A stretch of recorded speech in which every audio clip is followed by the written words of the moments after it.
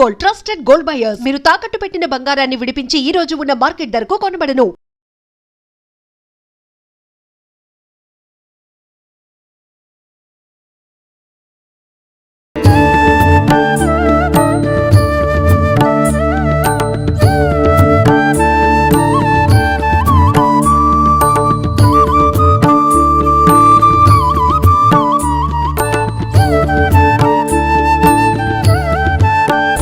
నమస్కారం, welcome to I dream. మన సంస్కృతి కార్యక్రమానికి స్వాగతం. నేను మీ విజిత. ఇక్కడ క్షేత్రంలోకి అమ్మవారి దర్శనం కోసం వచ్చేంత వరకే జీవుడు సతమతం అవుతూ కష్టాలు, దుఃఖాలు, బాధలు సతమతం అవుతూ ఉండాల్సిన అవసరం ఉండొచ్చు. ఇక్కడ వచ్చిపోయిన తర్వాత వాళ్ళకి ఆ బెడద ఉండదు. వచ్చే వాళ్లే పుణ్యాత్ములు అంతే. ఒకవేళ కాలం వాళ్ళని ఇంకా ఏపాలే, ఇబ్బందులు పెట్టాలి, కర్మలు వాళ్ళని ఇక్కడ వరకు రానియకపోవచ్చు, వాళ్ళ దృష్టికి వీడియోస్ పడకపోవచ్చు, యూట్యూబ్ లో వాళ్ళకు నోటిఫికేషన్ రాకపోవచ్చు. వచ్చింది, చూసాము, విన్నాము అంటే నీ జన్మ పావనం కావడానికే భగవంతుడు నీకు అది చూపించాడు. వచ్చి అమ్మ దర్శనం చేసుకొని పోండి. ఇక్కడ ఏ రిస్ట్రిక్షన్స్ ఉండవు, ఏ బలవంతం ఉండదు. అమ్మవారిని చక్కగా సేవించుకోవచ్చు, సేవాభావంతో కూడా మీ సేవని వెల్లడించవచ్చు. ఇక్కడ ఇది అఖండ జ్యోతి. ఇది మొదటిదా? ఇక్కడ ఒకటి ఉంటుంది, గర్భాలయంలో 9 ఉంటాయి. ఇది మహాకాళి స్వరూపం. దశ మహావిద్యలో మొదటి విద్య మహాకాళి. ఇక్కడ ఒక అఖండ జ్యోతి ఉంటుంది, గర్భాలయంలో 9 ఉంటాయి. ఇక్కడేమో విజయ చాముండేశ్వరి మాత క్షేత్రపాలిని. ప్రతి పుణ్యక్షేత్రంలో ఒక క్షేత్రపాలకుడు ఉంటాడు. అంటే ఎక్కడైనా మనకు క్షేత్రపాలకులు అనంటే గ్రామ దేవతలే ఉంటారా, లేదంటే వాహనాలు అలా ఉంటాయంటారు కదా, భగవంతుడికి సంబంధించిన వాహనాలు అలా ఏం కాదా? లేదు, గ్రామ దేవతలని కాదు. మనకు శివుని ఆలయాలకు క్షేత్రపాలకుడిగా కాలభైరవ స్వామి, చండేశ్వరుడు, ఇకపోతే హనుమంతుడు కూడా ఉంటుంటాడు కొన్ని దేవాలయాల్లో. వైష్ణవాలయాలకు చాలా వరకు హనుమంతుడు, గరుత్మంతుడు, ఇంకా కొంతమంది ప్రసిద్ధాత్మకమైన దేవాలయాల్లో దేవుళ్ళు ఉంటారు. ఇక్కడ జగదంబకు క్షేత్రపాలైనిగా విజయ చాముండేశ్వరి మాత ఇలాగే ఉండాలని అమ్మ చెప్పిన పద్ధతితోనే ఆమెను స్థాపన చేసి అలా పెట్టడం జరిగింది. అమ్మవారి ఆజ్ఞ ప్రకారమే విజయ చాముండేశ్వరి అమ్మవారి. ఇక్కడ మహారుద్రశూలం. ఇది అన్నిటికన్నా అద్భుతం అమ్మ. అసలు జన్మ పరిపూర్ణమై పావనం అవుటకు ఇది ఒక ముక్తి, ఒక ధర్మం. ఇది కూడా చాలా వైజ్ఞానికమైన మూలకాలతో నిర్మాణమైనది. సైంటిఫికల్ ఇన్స్ట్రుమెంట్స్ చాలా ఉన్నాయి. సప్తధాతువులతో 7 రకముల లోహములను కరగబోసి ఒక పుణ్య గడియలందు వీటిని నిర్మాణం చేయించి మంచి సలగ్నం నందే వీటిని ప్రతిష్ఠ చేసి, అది కూడా శ్రీకూర్మం పైన, అంటే తాబేలు పైన, శ్రీకూర్మం పైన మధ్యలోనే దీని ఒక నిర్దిష్టమైన ప్రామాణిక సూత్రాన్ని అనుసరించి స్థాపన చేయడం. అమ్మవారి యొక్క వీపున ఉంటుంది, ముగ్గురమ్మల యొక్క ముందల ఉంటుంది. ముగ్గురమ్మలకు సమ్ముఖంగా ఇక్కడ ఫోటోలు ఇవన్నీ ఏంటి? ఎవరికి ఏ సమస్య వచ్చినా, ఏ కష్టం వచ్చినా వాళ్ళ ఫోటో ఇక్కడ పెట్టి అమ్మవారికి నమస్కారం చేసుకొని గోపేడతో చేసిన దీపాలు వెలిగించి పసుపు బండారు చల్లుతూ ప్రదక్షిణ చేసి సాష్టాంగ నమస్కారం చెప్పి వెళ్తే ఒక మాసకాలం అమ్మ పాదాల దగ్గర ఈ ఫోటోలు ఉంటాయి. ప్రతిరోజు అర్ధరాత్రి 12 గంటలకు జగదంబలు వచ్చి వారిని చూసి వెళ్తారు. వాళ్ళ కష్టాలు తీరుతాయి. అమ్మవారి సాక్షాత్తు వచ్చి చూసి వెళ్తారు. అమ్మవారి గాలి తగిలిన వాళ్ళు పావనం అవుతారు కదమ్మా. ఇక్కడ రోజు పవిత్రమైన అర్చనలు, హోమాలు జరుగుతూ ఉంటాయి. మాలాంటి యతులు, సాధువులు తిరిగే ప్రదేశం. ఇక్కడ గోసేవ చాలా విశేషంగా జరుగుతూ ఉంటుంది. వాళ్ళు ఎట్లా బాగారు చెప్పండి. ఒకవేళ వాళ్ళ జన్మలో పెద్ద పాపాలు, పెద్ద కర్మలు ఉంటే ఒక దినం లేట్ అవ్వచ్చేమో, కానీ ముక్తిని పొందట తథ్యం. అంటే వ్యక్తిగతంగా ఎవరికి వారికి ఇబ్బంది ఉన్న వాళ్ళ ఫోటోలైనా, బిజినెస్ పరంగా అలాంటివి ఏమన్నా ఉన్నా కూడా, ఆరోగ్య సమస్యలు, ఆర్థిక సమస్యలు, వీసా ప్రాసెసింగ్ లో ఏమైనా ఇబ్బంది ఉన్నా, కళ్యాణ సమస్యలు ఉన్నా, సంతాన సాఫల్యతకు సంబంధించింది ఉన్నా, కోర్టు కేసులున్నా, ఆస్తి తగాదాలున్నా, అన్ని మానవాళికి సంబంధించిన అన్ని సమస్యలకు పరిష్కారం.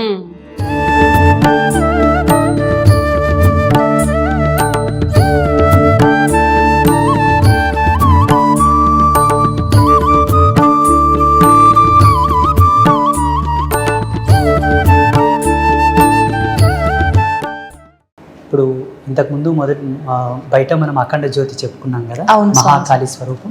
ఇక్కడ 9 అఖండ జ్యోతులు ఉంటాయి. అక్కడ ఒక అఖండ జ్యోతి, ఇక్కడ 9, మొత్తం 10 దశమహావిద్యలు లైవ్ లో ఉంటారు. ఇక్కడ ఒక విగ్రహం రూపంలో లేకపోతే ఒక యంత్ర రూపంలో కాకుండా లైవ్ లో వాళ్ళు వెలుగుతూ లోకానికి వెలుగునిస్తున్నారు ఇక్కడ నుంచి. అంటే ఒకే ప్రమిదలో మనం 9 దీపాలు వెలిగించాలి స్వామిజీ. ఒకవేళ ఆ ఒత్తి చిన్నగా దగ్గరికి అయిపోతూ ఉంటే పక్కన ఇంకొక ఒత్తి 3 వెత్తులు కలిపి ఒక ఒత్తిగా చేసి పక్కన వెలిగించి ఈ ఒత్తిని లోపలికి వదిలేస్తూ ఉంటాం. ఇప్పుడు దీనికి సంబంధించిన విధానం అంతా మీరు చూసుకుంటుంటారా దగ్గరుండి, లేదంటే ఈ 2 జ్యోతులను చూసుకోవడానికి ఒక పూజారి ఉన్నాడు సపరేట్. ఓన్లీ జ్యోతులు చూసుకోవడానికి ఉదయం సాయంత్రం నూనె పోయడం, కోడి తీసి మళ్ళీ కొత్తగా వేయడం, చక్కగా అదంతా ప్రదేశం క్లీన్ చేయడం, నూనె అయిపోతే ముందస్తు జాగ్రత్త నూనె తెప్పించి పెట్టి స్టోర్ చేసుకోవడం అంతా వారే చూస్తూ ఉంటారు. వారికి నెల నెల వారికి సరిపడ జీతభత్యం ఇస్తూ ఉంటారు. ఇక్కడ జగత్ కళ్యాణకర్తలైనటువంటి 3 అమ్మలు, ఈ బ్రహ్మాండానికి మూలం ఈ 3 తల్లి. స్వామీజీ, నాదొక డౌట్. ఇప్పుడు అమ్మవారి శరీర భాగం అంతా ఒకలాగా, తలలు మాత్రం ముఖాలు 3 ఉన్నాయి. నేను ఎప్పుడు చూడలేదు ఇలా. ఎందుకని ఇలా? మధ్యలో ఉన్నమ్మ మహాకాళి, నల్ల ముఖంతో. అవునండి. ఇక్కడ పసుపు వర్ణంతో ఉన్నమ్మ వారు లక్ష్మి, ఎరుపు వర్ణంతో ఉన్నమ్మ వారు సరస్వతి. ఆ జగదంబలు 3గా ఉండి ఒకే బాడీతో ఉంటారు. వాళ్ళకు స్తనములు కూడా 2 ఉంటాయి. ఒక స్త్రీమూర్తికి 2 స్తనములు ఎలాగో వాళ్ళకి 2 స్తనములు ఉంటాయి. 2 స్తనములు ఏకనాభితో, అంటే ఒకే బొడ్డు 2 స్తనములతో ఉన్న తల్లులు ఈ 3 ఒకే శరీరంలో ఉండుంటాయి. ఇది ఫస్ట్ పుణ్యక్షేత్రం. అవును, ప్రపంచవ్యాప్తంగా ఇదే మొదటి పుణ్యక్షేత్రం. ఇది ఇప్పుడు మీకు ఇది కూడా అమ్మవారి ఆజ్ఞ ప్రకారమేనా? ఇలా నేను సంవత్సరం పాటు తపస్సులో కూర్చున్నాను ధ్యానంలో. అసలు ఋషి పరంపర ఎలా ఉంటుందమ్మా? ఋషి ఒక వ్యక్తి చెక్కిన శిలలకు పూజలు చేయడు. ఋషి జటాజూటముతో ఉండే ఋషి. ఆయన స్వయంగా తపస్సుతో దర్శించి తాను నిర్మాణ శైలితో పూజలు చేస్తాడు, తపస్సు చేస్తాడు. అట్లా పరశురాముడు, జమదగ్ని, వశిష్ఠుడు స్థాపించిన లింగాలు చాలా ఉన్నాయి ప్రపంచంలో. అలా జగదంబను నా జ్ఞానాత్మకంగా, భావాత్మకంగా నేను ధ్యానంలో దర్శించాను. ఇలా 52 రకాల మన్నులు 52 రకాల మన్నులు 52 రకాల ప్లేసెస్ నుంచి తీసుకురావాలి. ఎక్కడెక్కడి నుంచి స్వామిజీ? మనకు 12 జ్యోతిర్లింగాల నుంచి తెచ్చాము, 18 శక్తిపీఠాల నుంచి తెచ్చాము, 7 జీవనదుల నుంచి తెచ్చాము, 3 రకాల పుట్టమన్నులు, 3 రకాల వర్ణములలో ఉండే నేలలలోని పుట్టమన్ను, గోవు ప్రసవించిన స్థలము మన్ను. అక్కడ విజయ చాముండేశ్వరి మాతకు ఏమో దక్షిణాభిముఖంగా ప్రయాణిస్తున్న నాగుపాము జాడల మన్ను, ఈ 3 అమ్మలకేమో ఉత్తరాభిముఖంగా ప్రయాణిస్తున్న నాగుపాము జాడల మన్ను.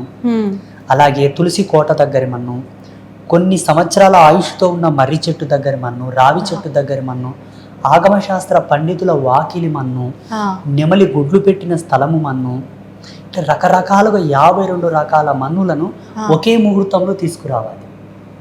వామ్మో, ఎలా సాధ్యపడుతుంది ఇదంతా? జగదంబ తన దూతలను పంపించి తెప్పించింది. నేనైతే చేయలేదు. నేను నిమిత్త మాత్రుని, మానవుని. మీలో సామాజిక జ్ఞానం ఉంది, నాలో ఆధ్యాత్మిక జ్ఞానం ఉంది. అది నేను తపస్సు చేశాను కాబట్టి. The concept is very powerful and very different in the world. ఆధ్యాత్మిక వారసత్వ సంపదలోనే ఇది ఒక విచిత్రం. నిజంగానే విచిత్రం. నేను అంటే ఇలా ఈ 52 రకాల మన్నులను ఒక చేత పోగు చేసి వాటన్నిటిని సప్త జీవనది జలాలతో కలిపి అందులో గోపేడ పంచగవ్యములు వేసి వాటన్నిటిని మంచిగా లేపనం చేసి క్రమబద్ధీకరించి అమ్మవారిని స్థాపిస్తూ ఉంటే పీఠం కింద షడాధార ప్రతిష్ఠ ఉంటుంది. షడాధార ప్రతిష్ఠ అంటే అది ఒక ఆగమ శాస్త్ర పద్ధతిలో మనలో 6 చక్రాలు ఉంటాయి కదమ్మా. మన దేహం యొక్క నిర్మాణ శైలిని అనుసరించి షడాధార ప్రతిష్ఠ అంటే ఒక్కొక్క కుంభం, నపుంసక శిల మీద ఒక పద్మం మీద ఒక కుంభం, ఆ కుంభంలో కొన్ని యంత్రాలు, కొన్ని మణులు, మాణిక్యాలు, కొన్ని యంత్రాలు, అట్లా 7 కుంభముల మీద యోగనాళి మీద అమ్మవారు కూర్చొని ఉన్నది. ఇప్పుడు అట్లా అమ్మవారిని ఆ మట్టి చేత నిర్మాణం చేస్తూ ఉంటే 1 గంట 45 నిమిషాలు కనురెప్ప కొట్టకుండా అట్లా నిర్మాణం చేయాలి. కనురెప్ప కొట్టావా దైవత్వం వెళ్ళిపోతుంది. It's very depth signalisation system ఇది. ఇది ఒక విద్వత్తుతో కూడుకున్నటువంటి సిగ్నలైజేషన్ సిస్టమ్ ఇది. ఆ కనెక్షన్స్ ఉండాలని, ఇక్కడ దైవత్వం ఉండాలని. 1 గంట 45 నిమిషాలు అంటే ఒక ప్రామాణికమైన ముహూర్త సమయం, అది దైవ ముహూర్త సమయం. అది ఆ సమయం నందు 3 అమ్మలు రెడీ చేశారు. మొత్తం పుట్టమన్ని అంత మన్నుతోటే టోటల్.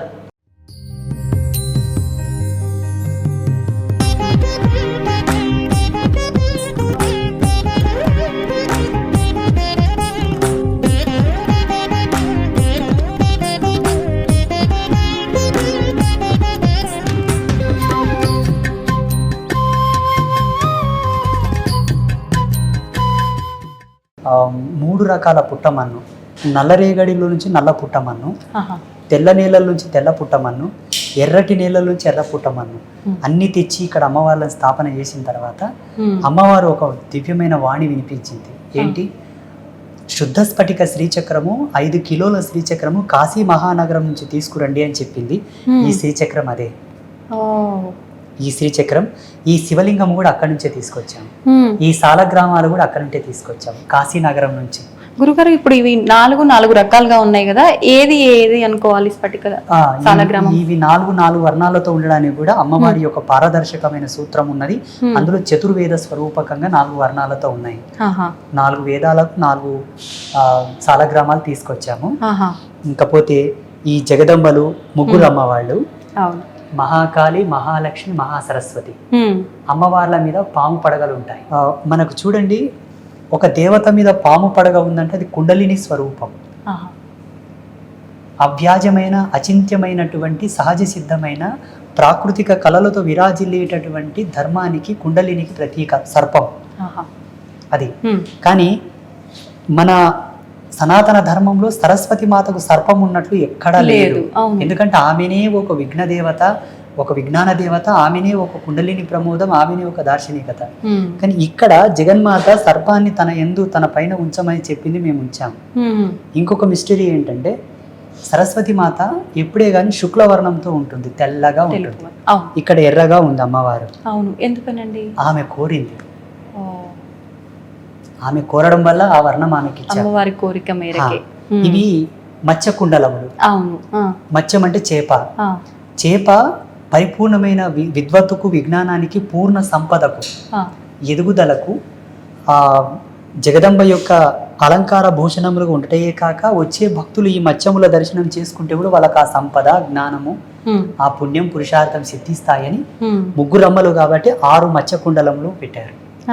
మరి ఆ మంగళసూత్రాలు 6. ఈ మంగళసూత్రములు కూడా ఒక్కొక్క తల్లికి 2 చొప్పున 6 మంగళసూత్రములు, ముగ్గురమ్మలకు 3 రొంట్ల 6 మంగళసూత్రములు. హైదరాబాద్ మహానగర వాస్తవ్యులైనటువంటి భారతి మేడం గారు ఆ మంగళసూత్రాలు చేయించారు. గురుగారు, ఇవన్నీ బంగారు ఆభరణాలు కదా, అంటే ఎప్పుడు ఇలానే ఉంటుంటాయా ప్రతి నిత్యము? మరి ఇప్పుడు మనకు దారిన నడుచుకుంటూ పోయే వాళ్ళకే భద్రత లేదు, ఇంట్లో లాకర్లలో పెట్టిన భద్రత లేదు, అమ్మవారి ఆలయాల పైన కూడా దోపిడీలు జరిగాయి. మరి అమ్మవారి నగల విషయంలో ఒక అద్భుతము, మా అదృష్టము. వాస్తవం చెప్పాలంటే 2011వ సంవత్సరం నుంచి ఇప్పటి వరకు గర్భాలయానికి తాళం వేయలేదు, వేయకూడదని చెప్పింది ఆమె. వేయకూడదు అని చెప్పింది, మేమైతే తాళం వేయలేదు. వాస్తవంగా ఈ ఆభూషణములన్నీ కూడా సువర్ణముతో చేయించినవే. మేలిమి జాతి బంగారాన్ని సువర్ణం అంటారు. సువర్ణము అంటే కల్తీ లేకుండా 24 క్యారెట్ గోల్డ్ తో చేయించినవే. ఎవరైనా భక్తులు వచ్చి, గురూజీ మేము ఏమైనా సేవ చేసుకుంటామంటే ఈ పలానా ఆభూషణం తెచ్చి నాన్న అంటే తెచ్చిచ్చారు, మేము అమ్మకు తొడిగాం. అన్ని దాతలు ఇచ్చినవే. ఆభరణం తొడిగేటప్పుడు వాళ్ళ గోత్రనామాలు స్మరిస్తాం. ఓకే గురుగారు, అక్కడ ఉన్న వారెవరు? అమ్మవారి యొక్క ఉత్సవమూర్తి. ఈ ముగ్గురమ్మల యొక్క ప్రాణశక్తి అనుకోండి. ఏమన్నా పల్లకి సేవ చేసినా, రథోత్సవం చేసినా, శయనోత్సవం చేసినా, అమ్మవారిని ఊంజాల్ సేవ చేసినా ఆ ఉత్సవమూర్తితో చేస్తారు. అట్లా. ఓకే గురుగారు, నాకు ఒక డౌట్. ఇప్పుడు అమ్మవారు అనగానే ఇప్పుడు ఏ అమ్మవారి పేరుతో అయితే ఉన్నారో ఆమెకు సంబంధించిన సేవలు, ఉత్సవాలు, ఊరేగింపులు, పూజలు ఏమున్నాయో అవి చేస్తారు. మరి ఇక్కడ చూస్తే అంటే శరీరం అంతా ఒకటైనా ముగ్గురు రూపాలు కనిపిస్తున్నారు కదా, ఎటువంటి పూజలు జరుగుతుంటాయి? ప్రత్యేకమైన పూజలు ఏమైనా జరుగుతుంటాయా? ముగ్గురమ్మల సంయుక్తమైనటువంటి సాధన ఒకటి ఉంటుంది. ఆ ముగ్గురమ్మలు ఎక్కడ కలుస్తారో ఆ మంత్ర రాజ్యం చేత అమ్మవారికి పూజలు చేస్తూ ఉంటారు. అది చండీ నవారణ మంత్రం అంటారు. ఆ నవారణ మంత్రంలోని ముగ్గురు ఉంటారు. అలాగే జగదంబ యొక్క అనుష్ఠాన విధి ఒకటి ఉంటుంది. అదే అనుష్ఠాన విధితో ఇక్కడ అర్చనలు, హోమాదులు జరుగుతూ ఉంటాయి.